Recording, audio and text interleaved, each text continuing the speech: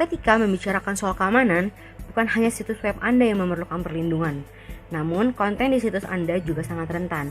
Untuk menghack sebuah situs, seseorang membutuhkan sejumlah keterampilan pengetahuan dan keahlian untuk bisa melakukannya dengan baik dan benar. Mencuri konten adalah hal yang sangat mudah dilakukan. Dengan semakin populernya strategi konten marketing, konten di internet memang sudah tidak terhitung lagi jumlahnya. Menjaga agar konten yang Anda tulis dan post di blog Anda adalah salah satu hal yang sangat penting. Di sini, menjaga konten yang dimaksud adalah menjaga agar konten Anda tidak dicuri dan ditiru oleh orang lain. Konten yang dicuri dapat menyebabkan kerugian kepada website Anda dalam hal search engine optimization, yaitu mesin pencarian yang biasa kita gunakan. Tidak hanya plagiarism, konten Anda juga bisa dicuri untuk melakukan tindak kejahatan. Lalu bagaimana cara melindungi konten-konten Anda?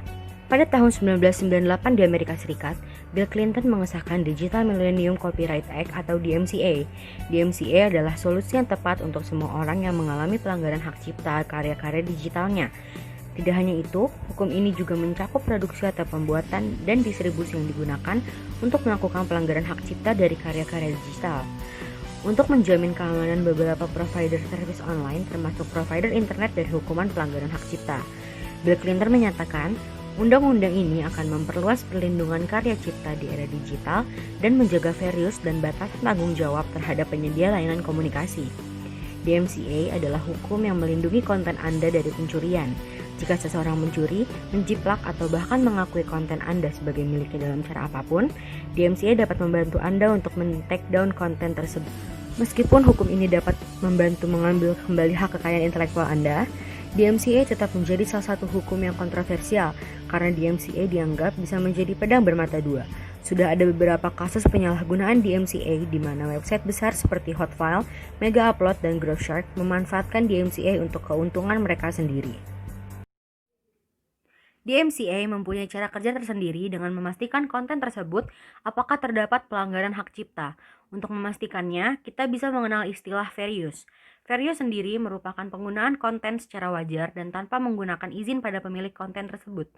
Jika konten tersebut termasuk ke dalam fair use, artinya konten tersebut tidak bisa ditindaklanjuti. Sebaliknya, jika konten tersebut termasuk ke dalam pelanggaran hak cipta, kita bisa menghubungi pihak yang melakukan pelanggaran tersebut. Apabila usaha menghubungi pihak pelanggar tidak mendapat itikat baik, pemilik konten berhak meminta DMCA untuk memberhentikan atau take down notice konten tersebut. Dalam hal ini, pengajuan pelanggaran hak cipta tergantung pada si pemilik karya tersebut. Apakah ini akan dipermasalahkan lebih jauh? Adapun penyalahgunaan dalam DMCA yang dilakukan oleh website besar. Salah satu website tersebut adalah Mega Upload.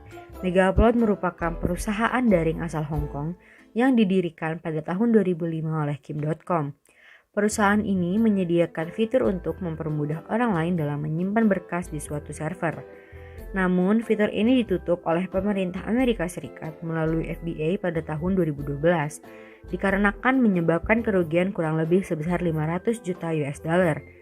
Mega Upload dianggap sebagai sebuah situs yang meski tidak berbasis di Amerika Serikat, tetapi ditujukan bagi warga Amerika Serikat dan menimbulkan kerugian kepada pihak-pihak yang ada di Amerika Serikat.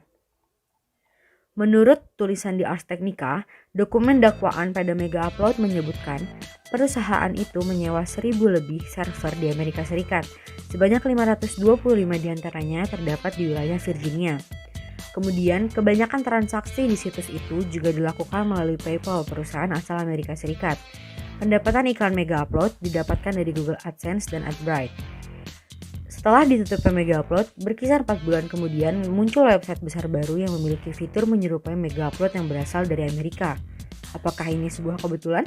Meskipun hukum DMCA sudah diatur dalam undang-undang yang bersifat universal, tetapi tidak ada klasifikasi yang jelas akan pelanggaran dan sanksi hukuman yang jelas. Maka dari itu, sejauh ini hukum yang berjalan pun hanya memihak kepada yang mempunyai kekuasaan. Baru-baru ini, Senator Amerika Thomas Roland Tillis mengajukan sebuah aturan baru. Aturan tersebut terkait dengan undang-undang hak cipta, terutama yang berhubungan dengan para streamer seperti YouTube dan Twitch. Aturan ini memberikan hukuman pelanggaran hak cipta di Amerika dengan hukuman penjara tidak lebih dari 5 tahun. Tetapi hal ini masih direncanakan karena hal ini menyebabkan kontroversi baru terkait hak cipta. Berbicara tentang DMCA, kita sebagai pengguna teknologi digital internet memerlukan keseimbangan pengaturan dalam mengakomodasi kepentingan pencipta dan kepentingan publik. Sejauh ini, DMCA masih belum memberikan klasifikasi terkait hukum menindaklanjuti permasalahan hak cipta ini. Dalam video ini, kami berpikir bahwa hukum hak cipta ini harus diklasifikasikan kepada jenis pelanggaran hukum yang jelas, agar tidak terjadi ketimpangan hukum yang menguntungkan pihak besar dan akan memberatkan pihak yang tidak memiliki kuasa.